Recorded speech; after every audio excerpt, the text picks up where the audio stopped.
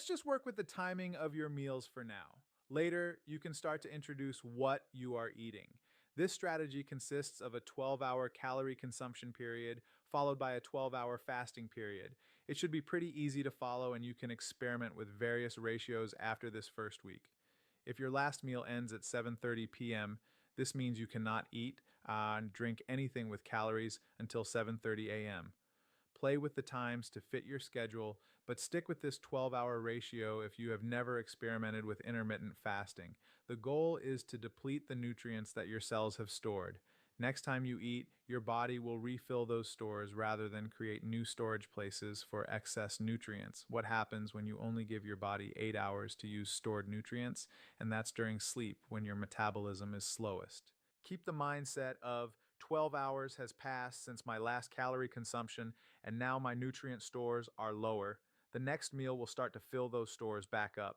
Finally, stick to 3 to 4 meals per day. Eat enough at these meals that you will not be hungry until the next meal without snacking. However, do not eat so much that you are uncomfortable. Once you get this timing down, then you can experiment with the content of the meals. Details about food content. Remember that you are literally what you eat.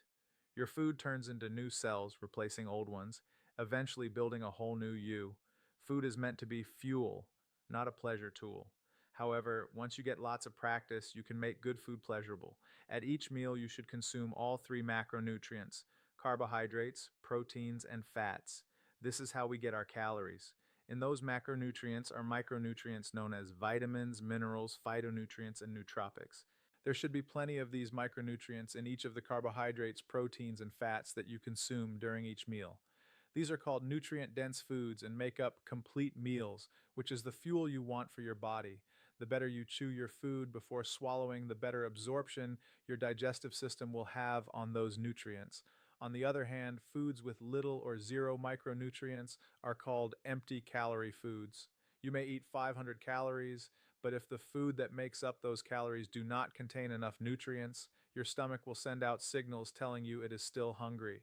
You do not have to eliminate these types of items from your diet. Simply be aware of how often you consume them and try replacing them with a better option from below: carbohydrates, green leafy veggies, in-season fruits, millet, rice proteins, eggs, fish, yogurt, well-cooked mung beans, and chickpeas fats, cheese, MCT and olive oil, walnuts, hemp, and seeds.